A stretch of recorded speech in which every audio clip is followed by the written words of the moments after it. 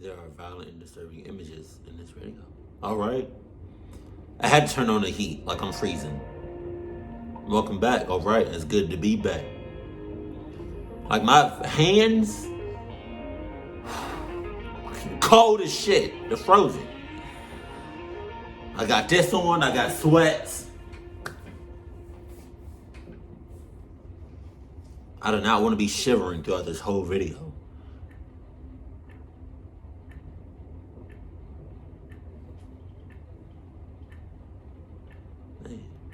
Hey. Autophobia? Phobia. What is that? Fuck. Hey, Chuck E. Cheese? Looking at it. What do you do when you find yourself staring into a space?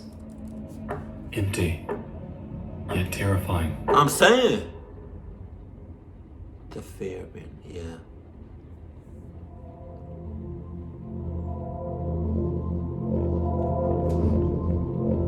It's a phenomenon that's gained widespread attention in the past couple years due to the nature of our ever-evolving world. Things are changing, closing, being forgotten. Oh, but hold on. That pool look clean. Hold on. I'm not even gonna hold you. That pool looks sexy as like. That shit look nice. I'm not even gonna hold you the whole time. And in their wake are derelict spaces that evoke a nostalgic comfort, yet our brains seem to strangely reject them. We feel like we've been there. We associate memories with images that we've never before seen, and for some reason, we become stuck in this trance of eerie fascination. This sensation is caused by liminality, a term deriving from the word liminal, meaning something that's occupying a position at... Come on! Damn!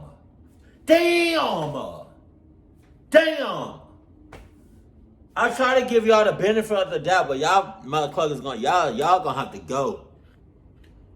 Y'all gonna have to go. No. This is why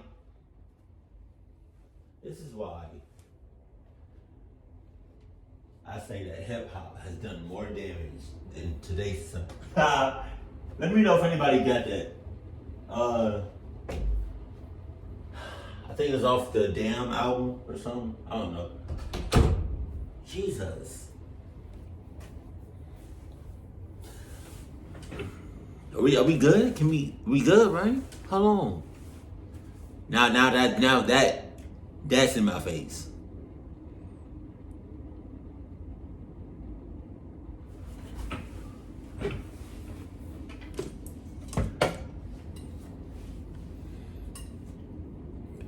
Everything would have been fine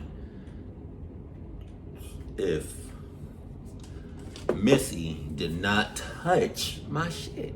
Like this is a playground or some shit. It's not. It's business.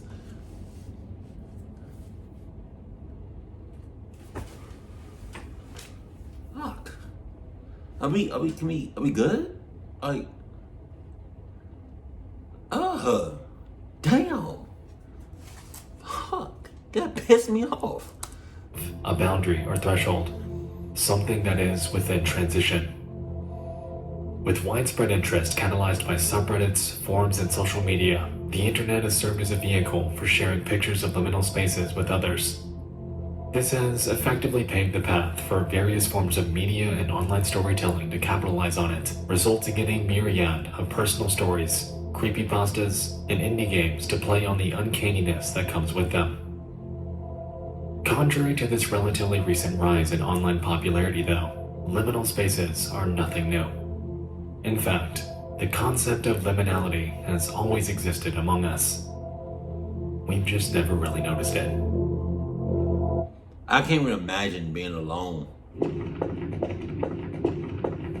this a game?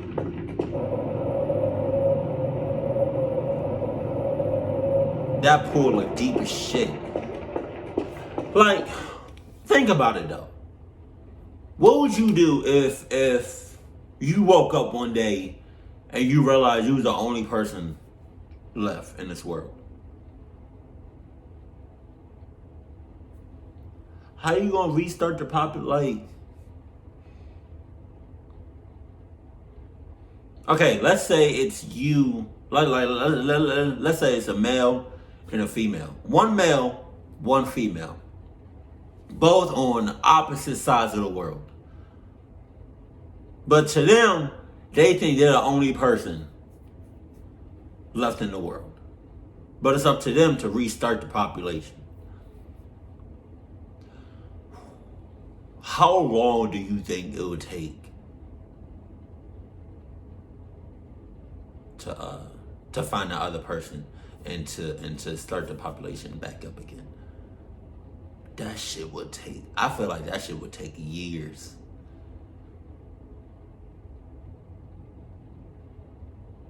How long does it take? How long does it take for somebody, for I guess the average person to realize that they're the only person in the world, or like they're alone, before they start going crazy? Because I feel like at a certain point, once you realize you're alone, especially being like alone in the world, you start to go like. At what point do you start to go crazy though? Like, I would go crazy. I feel like at some point you will go crazy.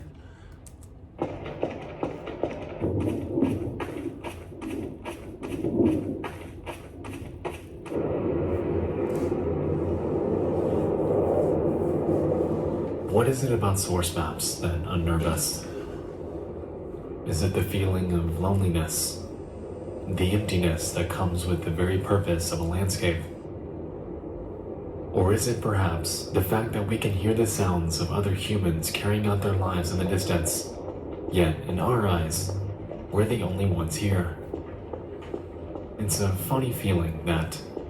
A feeling of confused anticipation as we await people that will never come. Damn. Contrary to the evidence around us, buildings, furniture within a cozy apartment, beer in the fridge, nobody ever will. Throughout the late 90s and into the 2000s, video games were playing on the trope of liminal spaces without even knowing it. Gary's Mod and Silent Hill are two that come to mind immediately, and while Gmod was more of an accidental case, Silent Hill was a bit more on the nose. Everything about it is interwoven with the very fabric of what makes liminal spaces so creepy to us.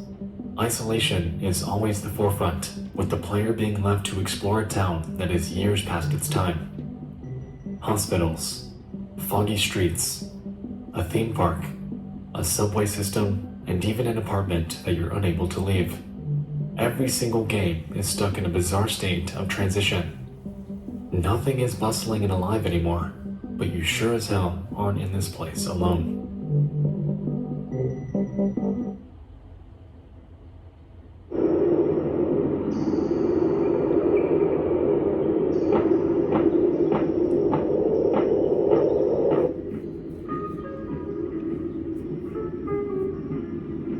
No Players Online is a 2019 indie horror game that takes this notion and cranks it up to 10. Everything about it is liminal. We expect the game to be littered with other players. We have the overwhelming sentiment that the space we're currently exploring was, at one time, the home to thousands of multiplayer matches. Yet, we're alone. No players are online, but us. And I think this is where most of the lingering dread of a liminal space stems from. The anticipation, the expectation. It's not even like no computers or nothing, no AI. You're completely alone. Like, at least in GTA Online, like, You know what I mean? If there's no players online, you still got them other like AIs, them other computers that be on it to make it seem not so lineal. Did I say that right? Lineal? Lineality? Someone else should be around, as is life. Yet there isn't. It's the foundational rejection of loneliness that's hardwired into our brains, and when this loneliness is portrayed through art and even photos of reality, that is where the uncanniness sets in. I'm saying. Looking for players. Jesus. You know, autophobia is something inexplicably and terrifyingly unique. Yeah. And you never really know it until you're in it. I'm saying. At school after hours. Right. At a hotel pool when no one's around. The very last one in a shopping mall. Oh. There are so many cases for situations like this. I can relate to all of that. Oh my God, yeah. That shit hit home. All them junks? Oh my God. Beauty of the internet is that we're able to share pictures and stories of spaces that terrify us. Together. Whether it's through gaming or reality, liminal spaces and their play on our natural fear of loneliness are terrifying. And regardless if we ever figure out why they're so eerie, it's irrefutable that they'll always persist in the dark depths of the internet. They're something of a reminder, a memento, a lens into a world that is and will always be nothing but a burning, fading, and ever so distant memory. Jesus, let's get dark as hell. Oh, here we go. Oh, I remember that motherfucking bitch. I remember her shit. That shit was so creepy the first time I saw that shit. It's late at night. You cozied up in your room watching creepy YouTube videos. There are seemingly endless, but there is one channel that I'd like to highlight tonight. It's called Florescita Dreams, and at first glance of their channel, we can notice the absurdity with their thumbnails. Their content is just as cryptic and heavily resembles various ARGs that we've encountered in videos past.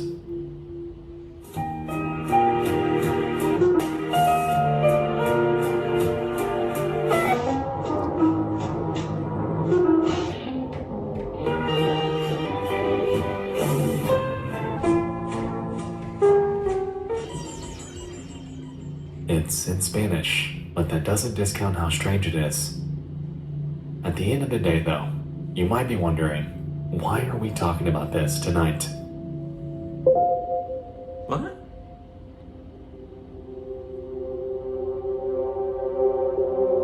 I'm not reading that. I'm not reading any of that. In the midst of scouring for topics to cover, I was sent an email by a person named Joshua.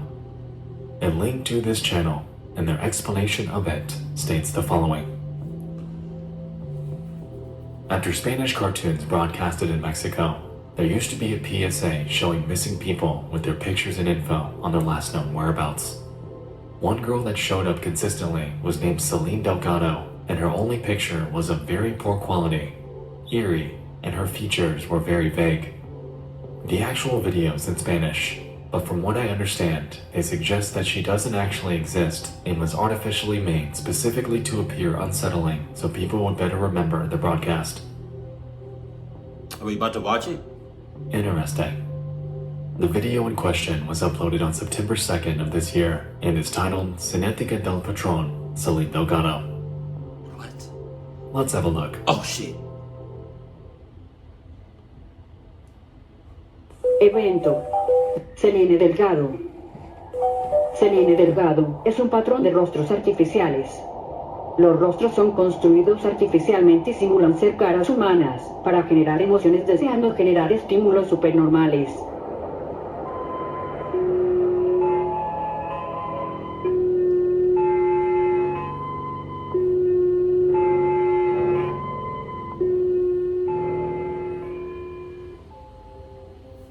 Alright, it seems bizarre, but they're onto something. At the beginning of the video, Floresita seems to assert the hypothesis that the face of a woman named Celine Delgado, quote, kinetically fits non-human, AI-generated faces using the constant tau. They go forth to explain the uncanny valley and how facial reconstructions cause uneasiness in those that encounter them. Following this, they superimpose various faces with the resulting images off to the right, and among these, Celine's face is shown mashed up with various others. They display a few examples that are, admittedly, eerie, and ultimately argue that the identity of this Celine Delgado is, as Joshua stated, artificial. Now, this is a lot to unpack, but considering that it's something that we haven't looked into prior, I found it worth considering. So, who is Celine Delgado, and how did she become wrapped up in this eerie shroud of urban legend?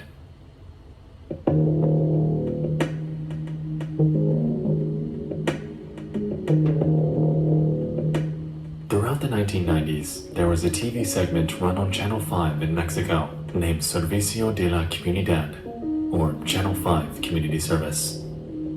As Joshua stated, it was a TV spot that ran between children's cartoons in hopes of spreading the word about various missing persons. The segments, contrary to what we're going to discuss later tonight, actually contain voiceovers giving various details and last locations of missing persons, and at first glance, these are mostly tame.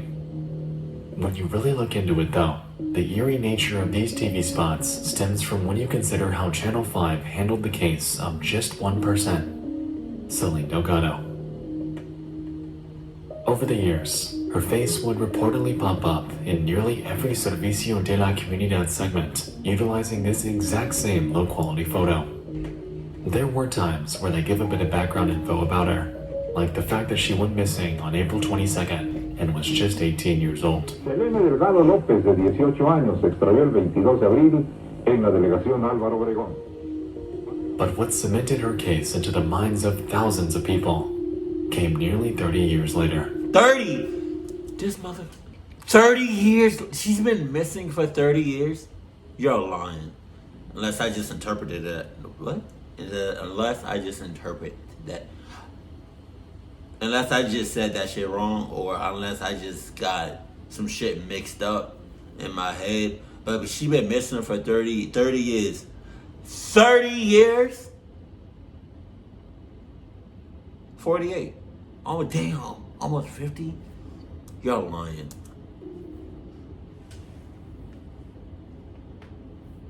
Time for lunch, lunch, lunch. Time for a munch, crunch, crunch.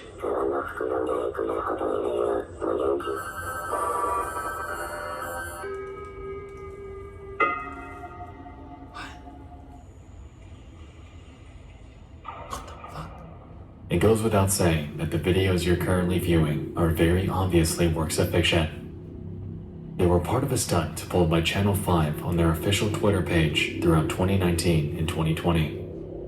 During this time, they were known to upload obscure, eerie videos to their account, only to delete them just hours later. It was an antic that ultimately catalyzed their rise to the Twitter trending page on numerous occasions, and also drives home the point that this real-world TV channel is not above messing with you. In the midst of these posts, though, came one that involved a familiar name. This one. Posted after midnight on the 20th of February 2020, we can clearly make out the name Celine. Given that she was what many What are you talking about? Making out that name, Celine. Where is the name at? Where is the... Oh, okay. It took me a second. I got it. I see it. If you don't see it, it's right here. It's right here. Given that she was what many presumed to be an actual missing person that was constantly broadcasted on a kids channel over the span of years, it gave birth to a new sort of urban legend that the Floresita Dreams channel was entertaining. The hypothesis that this person is potentially not real. The major argument stems from her missing photo. Many have stated online that it appears common, basic, and fake. This, combined with the lack of any online record that has ever been found about her, has led to a breeding ground of online hearsay, creepypastas, and hoax videos to command the conversation about her.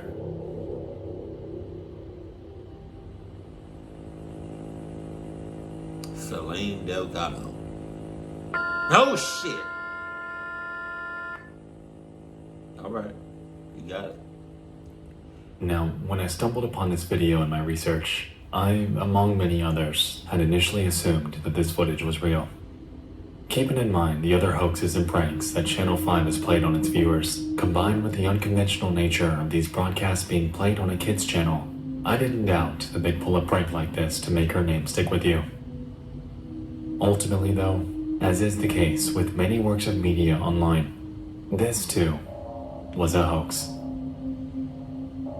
But that doesn't discount the weirdness of this story. The way that Channel 5 has and is handling her name makes it seem like she's nothing but a tall tale. And unfortunately, given the nature of the internet, many have run with this notion. Regarding the real case of Celine Delgado, unfortunately nothing has ever come of it. She has, as far as anyone knows, never been found, and her case has sat that way for decades. God damn. Personally, I think Celine Delgado, contrary to the rumors online, is indeed a real person. The argument presented about her having a fake face just doesn't seem plausible. Her image is low quality because it was the 90s. Her record likely did exist, but was never digitized. The uncanniness of this image would be exponentially higher if this actually were fake, and it just doesn't make sense for a channel to slip a random fake person in their broadcast that would most likely never have been noticed back then. To me, Celine Delgado was a real person with a story that likely never received any sort of closure, and a person that is now forever wrapped up in the realm of urban legend. She probably out there somewhere just... But, of course, that's just my conjecture. Oh no! Hell no! She probably out there somewhere just ask.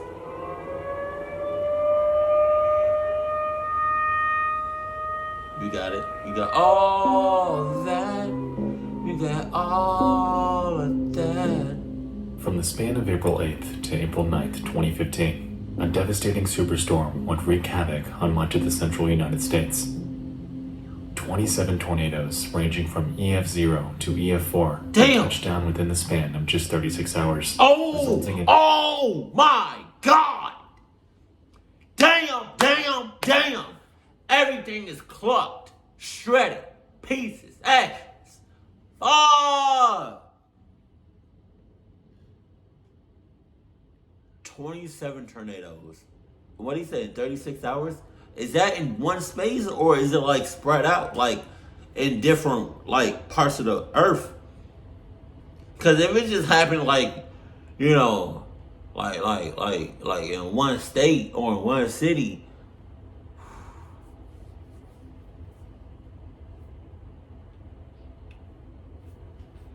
Immense devastation throughout Kansas, Missouri, Texas, Oklahoma, and Illinois. While most of them were rated as an EF1 or lower, by far the most destructive would impact a small rural town named Fairdale.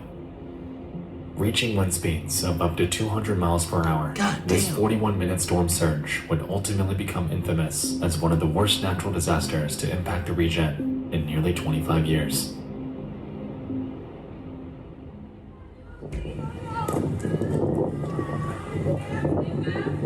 Oh my God. My prayers go out to y'all. When did this happen? Oh my God. Dead. Oh.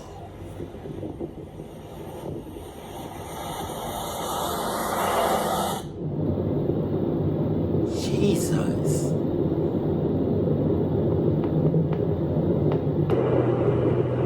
Are you driving towards that shit?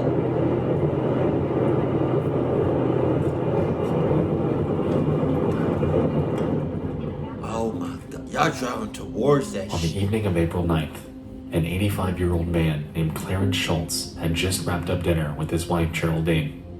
He was in the other room getting cleaned up when she suddenly called him back into the kitchen. "Look out the window," she claims.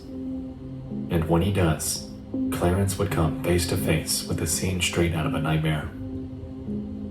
Immediately, he heads upstairs to grab supplies while she stays behind, and while up there, he pulls out his cell phone to take a quick video.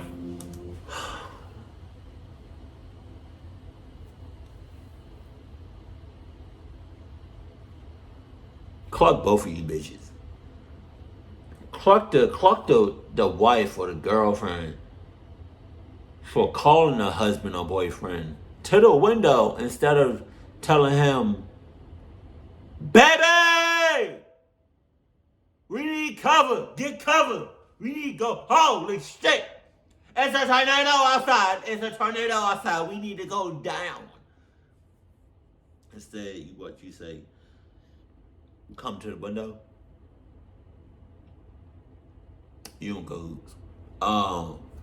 Then the husband, right, goes to the window, sees what's going on, sees the cluck shit, right, but then pulls out the phone.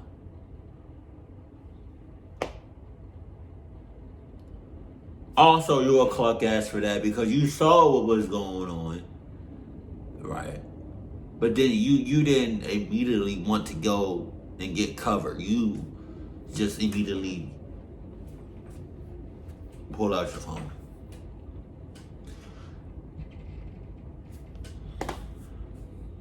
That's society for you. What he was unaware of, though, was that while taking this footage, the tornado wasn't heading away, but rather straight towards them. Oh my God. Is that the video? Is this the video? Oh shit. I thought it was just like a random video.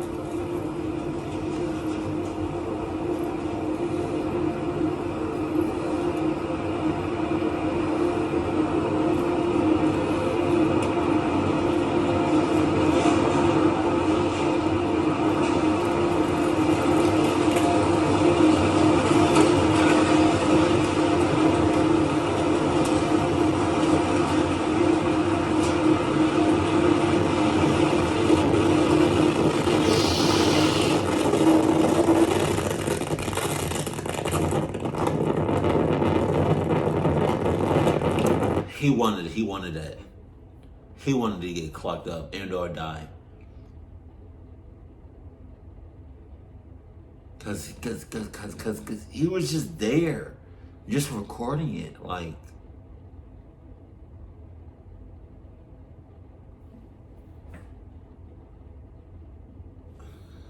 I would have attempted to protect myself somehow, some way, not just fucking stand there. Oh!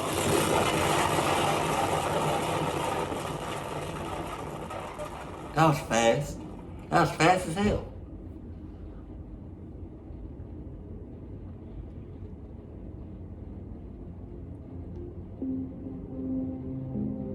That's the aftermath. Clarence Schultz didn't make it back to his wife, but thankfully, he did make it out of this alive. Geraldine, however, wasn't quite so lucky. Damn. In the moments following the video, the storm destroyed the Schultz home, and Clarence resultingly found himself caught in a pile of rubble. All of a sudden, it kind of got quiet, he recalls. I asked myself, are you dead? No, you can't hurt when you're dead. And I hurt. Geraldine Schultz was one of 2 deaths and 11 injuries that were caused by the events from April 9th. Hey, on a side note though, the word, like the name Geraldine, that sounds like an old name.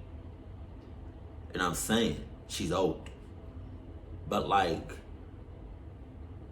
can you imagine just your youth days, your young days? You know, your late teens, early 20s. Talking about something. Geraldine, what? That doesn't even, like, you sound old. You know, you 20 years old talking about Geraldine.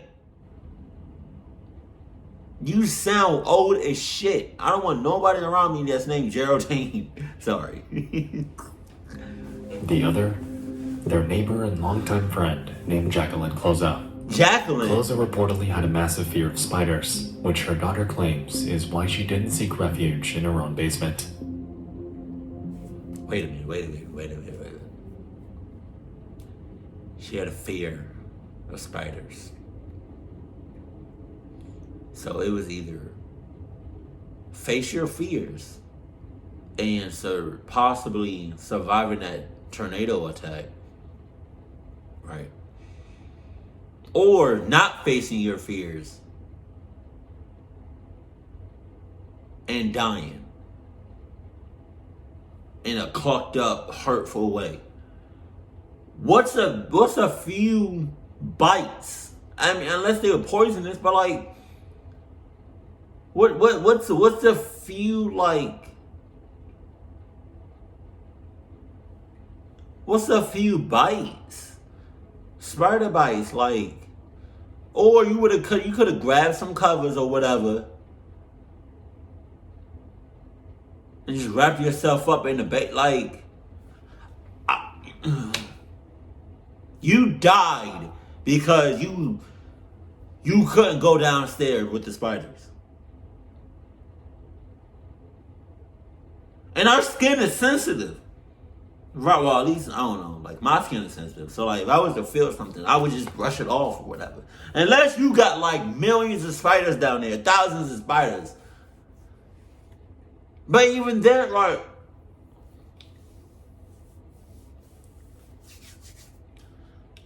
some people are just Jesus, man.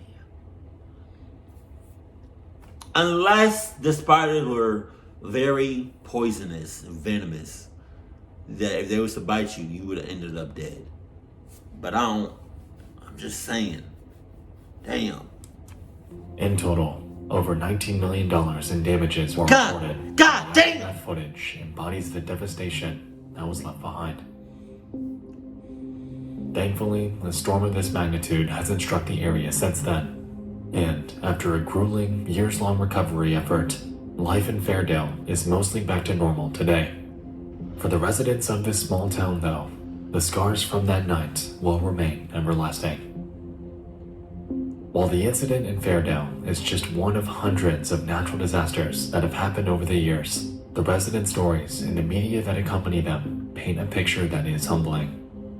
It takes you there, in a way, conveying the tragedy that nobody could have predicted. Jesus. Today, Fairdale stands strong. They are a community that banded together, and while a similar storm hasn't happened since then, they remain vigilant in case something like this ever happens again. He said that nobody could have predicted. You see some clouds that look, kind of clucked. You should get the hell. 911, what are you reporting? People don't be thinking. Yeah, my house is getting around right now. Wait a minute. What did he say? Hold on. I was talking. Home invasion. Jesus.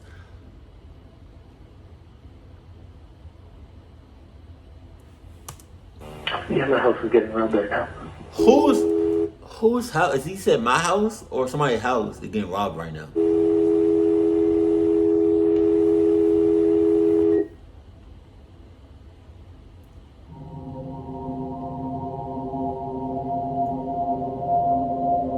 Okay. Full On moon. December 1st, 2019, in Michigan, Oh, kind a of man recent. named Christopher Neal, his wife Haley Coe, and their 2-year-old daughter Charlotte were watching TV at home. The family had just moved here from North Texas, so they were still getting settled in. All things considered, the night was going okay, and nothing was out of the ordinary. Oh, they got robbed. Invasion. They got At invaded. around 10 p.m., the three hear a loud noise at the front of the house. It sounds like an intruder, and so Chris heads to investigate while Haley's... My ass. Kudos to anybody that be checking shit out, or that be, being going going to the cluck situation or going to the problem head on. Just going head on to that shit. Where the problem is, like, shouts out to y'all that be running like full-on sprint. Going straight to the bullshit, going straight for the cluck shit. Cause not me. I'm not doing that.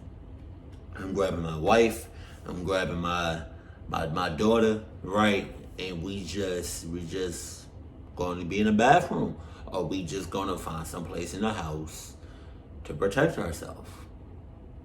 I'm not doing it. Jesus. Is behind to call 911. It was at this point when Chris would encounter an unknown man standing near his front door. Jesus. And immediately, he too calls the authorities. The following audio takes place the moment the call center answered. Oh my God.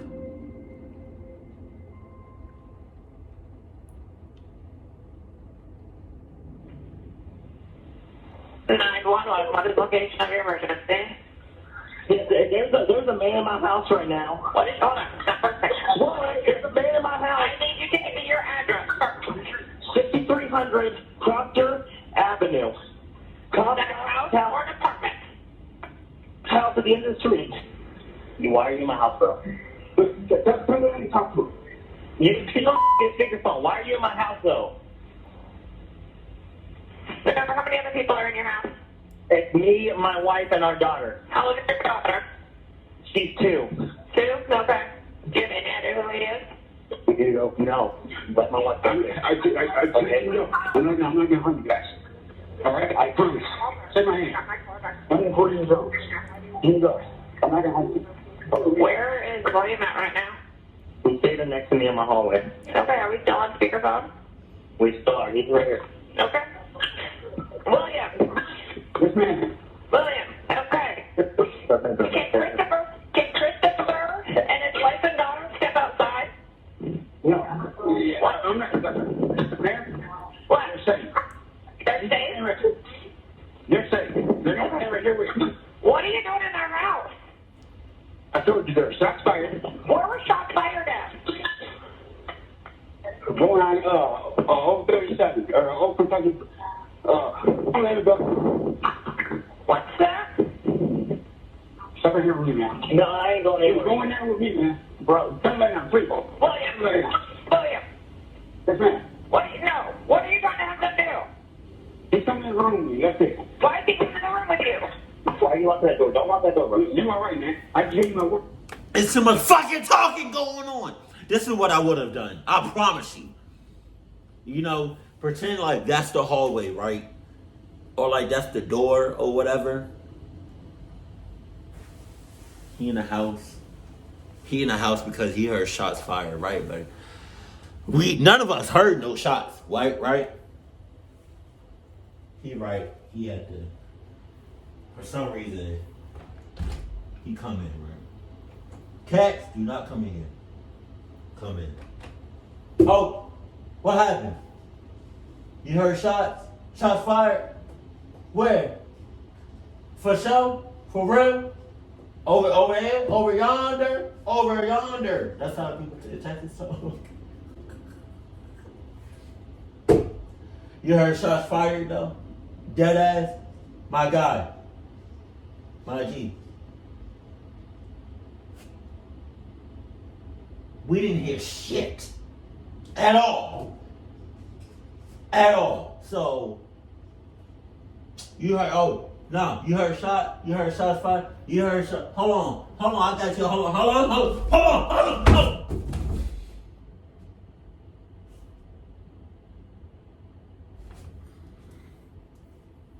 Baby!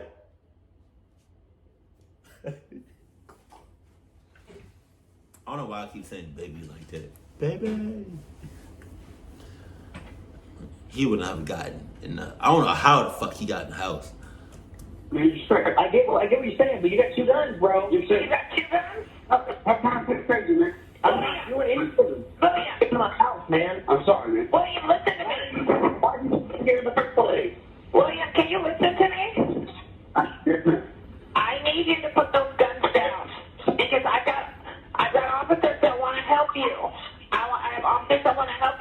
you say. So I need you to put those guns down. Who are you, man? I'm 911. I've got help for you. I need you to put those guns down so that they can get you the help that you need. I want police here so I can leave. The police are there, William. The police are there. No, they're not. They are there. They're there. I've got a lot of deputies there. Look, man, listen. I'm not harming you. I promise. My word. My life just got threatened, man. That's really, bro. You understand? I do. It got threatened last night. Okay, I get you, bro. I'm not harming you, or your children, or your wife.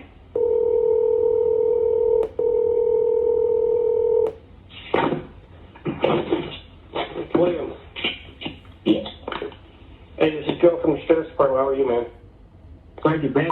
When you leave the door, don't come through that door. Okay. We're not going to come through the door, man, but I just want to talk to you and find out what's going on. Don't come through that door. Slide your back underneath that door, man. Well, I'm not even up by the door, man. I'm outside the house. Way outside the house. Stop playing games with me, man. What's got you all worked up today, man?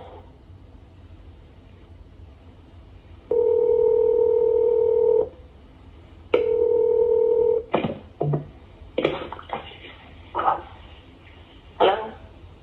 Hello? Is this Christopher? No. Christopher's dead. I don't know why that shit was so funny. You had all this commotion going on, right? You had people hollering. You had people just at different levels, right? Then all of a sudden you hear, hello, hello, hello. Christopher's dead. Why are you whispering? How did he get in the house?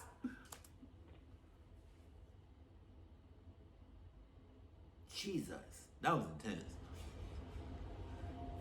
I don't understand how he got in the house. Is that the real house? Contrary to the man's claim, Chris wasn't dead the moment he said it. Is that the real house? Minutes later, though, he would be. After hearing the gunfire, police forced their way into the home. During their advancement, 3 officers were shot and would sustain non-life-threatening wounds. Damn.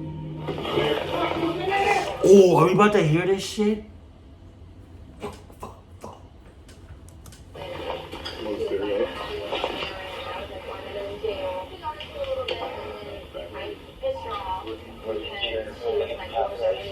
Hey, what's your name, man? Hey, this is Joe out here, okay? Man, we don't want anything bad to happen. We're not gonna hurt you. Listen to me, please. Come home. Say that again, man? Once they charged towards the bedroom that Jones was hiding out in, they'd encounter Neil lying on the floor with the bedroom window ajar. Outside of it was Jones trying to flee. However, his efforts were in vain. William Jones ultimately faced 19 felony charges and was accused of killing Christopher Neal and wounding 3 officers. That's life. He was reportedly well known in surrounding counties as a thief and home invader.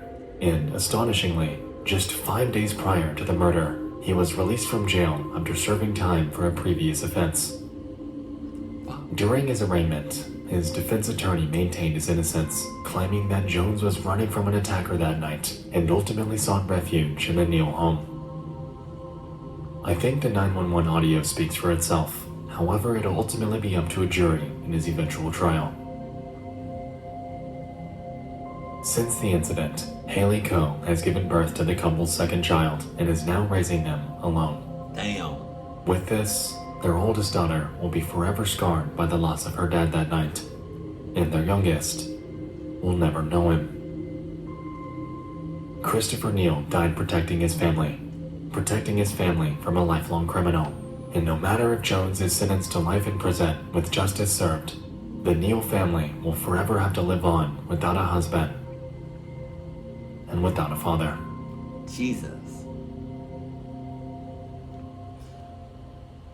I mean, they can live with another husband, but They can't live without a Coverage of father. a missing persons investigation. Not a whole lot to go on, and that is why we need... Saturday evening, 1989. It's back in the day. Central and North America are recovering from a recent Category 5 hurricane. United States President-elect George H.W. Bush is preparing to swear in as the 41st president with just under a week to go. And on Channel 5 up in Chicago, Illinois, an NBC-affiliated news station by the name of WMAQ is wrapping up its nightly programming. In relation to the other two, a news station broadcast keeping up the status quo doesn't seem all that notable or interesting. And to be honest with you, it isn't. Rather, it's what transpired afterwards that's piqued my interest. It's extremely subtle, but after being discovered relatively recently, the footage you're about to watch has opened the door to a mystery that's perplexed a small but growing corner of the internet. Have a look.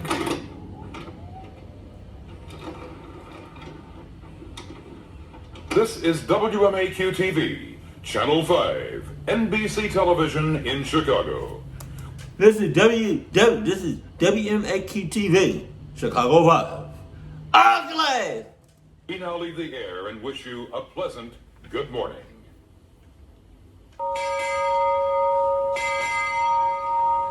I hope that's not all what he does. I hope that's not all what he does.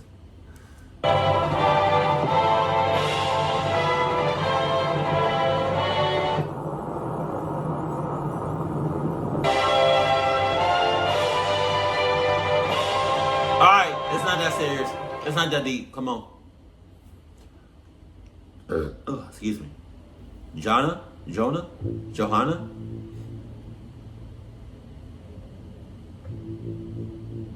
I can't.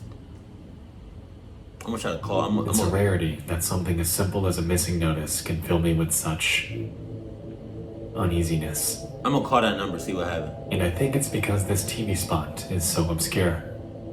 This image is incredibly low quality, and there's effectively nothing to complement it. No height, weight, or age. No information about where they were last seen. No family contacts. No investigative progress reports. No voiceover to fill you in. Absolutely nothing. This just exists as a late-night post-broadcast info screen shown at a time when most viewers likely directed their attention elsewhere. Wow. All we're left with is the name Joanna Lopez, a poorly lit photo of her face, and a now defunct phone number that's been found to lead to the youth division of the Chicago Police Department. Something about the way this was presented just seems off.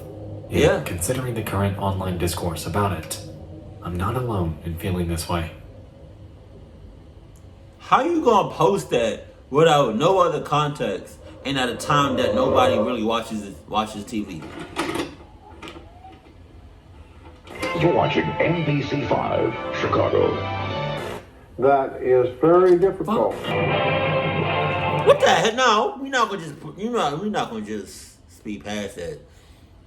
Like he wasn't just talking to like inanimate objects, like stuffed animals. What are you on right now, mister? What are you doing? You on some clock shit. Holy shit. You suck. Difficult.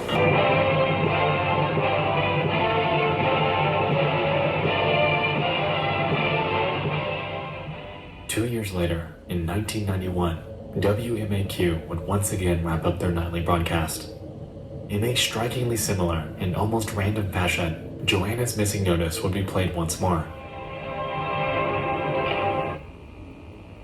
That's so weird.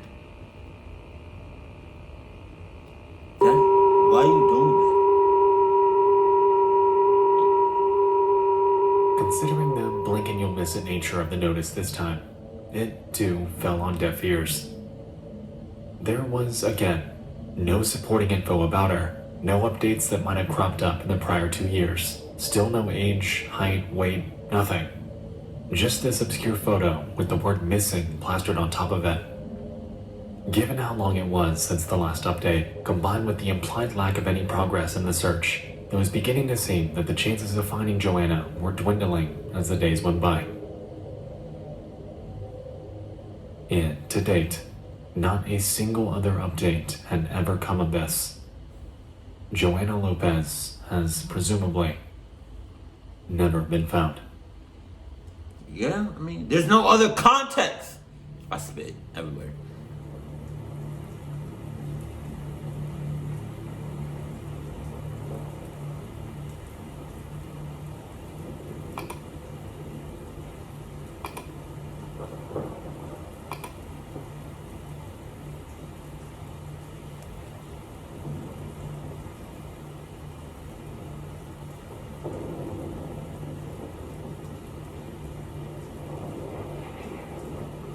What you talking about until this year? In late 2020 and into 2021, Joanna's mysterious missing notice would finally be shared to Reddit.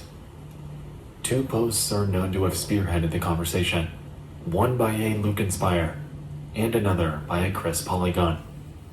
While Luke Inspire's came first, I wanted to focus on Chris's as this one prompted the most discussion. Simply titled, The Very Obscure Disappearance of Joanna Lopez. Their post in Unresolved Mysteries outlines most of what we've already touched on so far. They go forth to claim that they have looked through various missing persons resources, however have found absolutely no information about her. Considering this is a subreddit devoted to discussing the unsolved, others quickly chimed in with theories on what they think might have happened. I think she was a runaway and was found pretty quick. Maybe she ran away again in 1991 and they used the same picture. 1989 and 1991 are not that far apart, and if she was in foster care, I doubt they had up-to-date pictures of her. Such a strange case. Wow, this one is strange. I found the number listed here as the Youth Division of the Chicago Police Department. So on the face of it, the number is in fact legit. I don't have the guts to call it, but it's there. Sounds like she escaped some kind of juvenile detention or probation. If it weren't for the reappearance of the photo 2 years later, I'd be inclined to believe that's exactly what happened. But then she was found and returned with her case never having a chance to escalate to federal involvement. The fact that it aired again in 1991, however, makes me think she was never found. And in the pre-internet days, her case simply slipped through the cracks. I hope I'm wrong. Throughout all of these, though, one comment stood out among the others. I'm hot now. Posted by a proud evening star. They claim the following. Came across this post late last night, and it creeped me out so much that I couldn't sleep for a while. It really is so sad to think that a person can slip through the cracks like that and seemingly vanish altogether.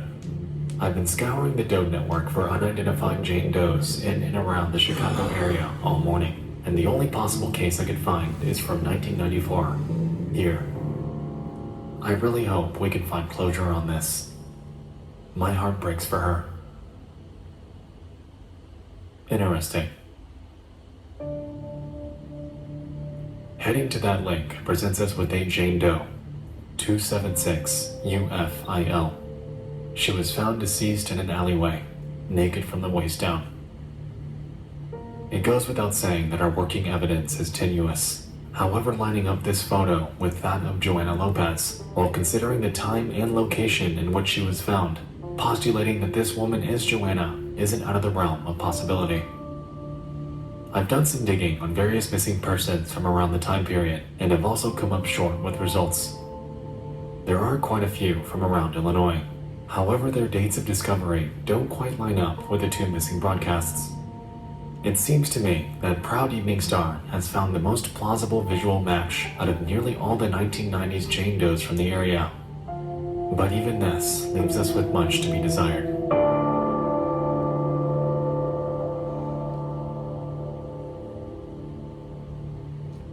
At the end of the day, the case of Joanna Lopez is one that is undoubtedly haunting.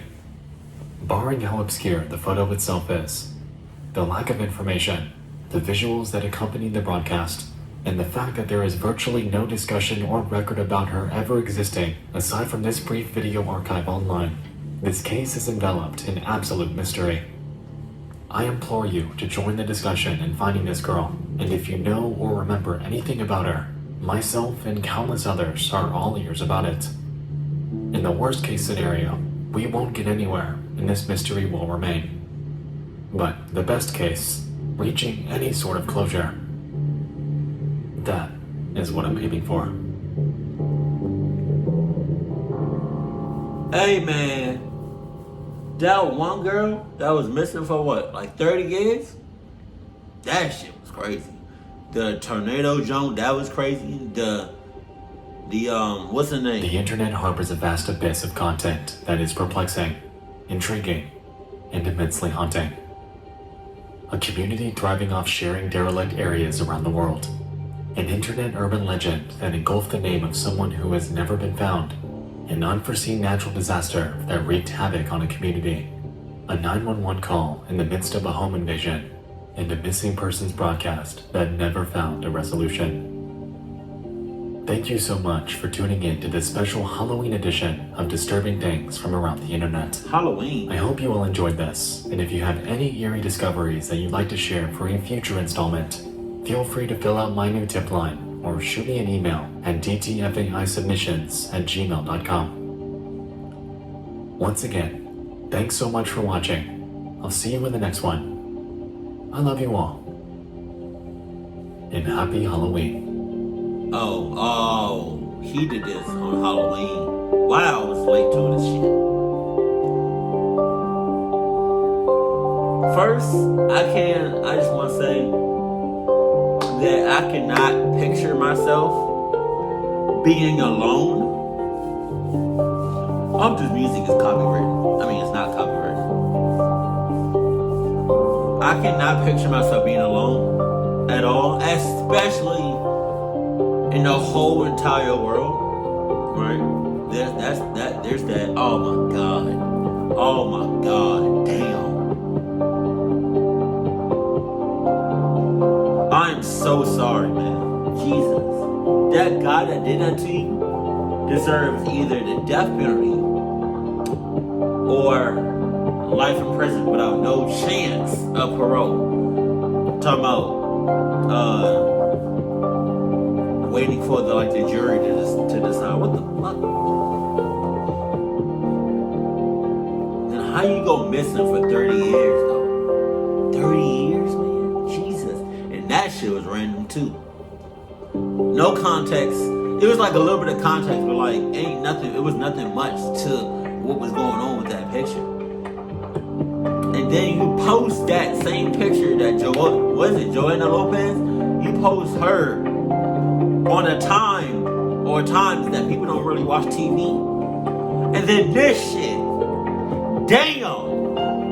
That one woman that pissed me off because she was scared of fucking spiders.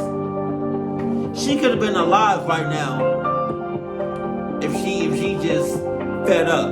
If she just faced her fears. Think about how much you are able to do. You are able to I don't know. Think about how much you're able to do and how much you can overcome just by facing your fears. It's your fears. I think it's just like a psychological thing, like a mind thing. Once you get over that, you're good to go. But Jesus, if there's any videos that you want me to react to from his channel, let me know that in the comment section below there. But if there's any random videos that you want me to react to, let me know that in the comment section below. But as always, keep it cool, keep it classy, and I love you. Stay happy. Bye, fam.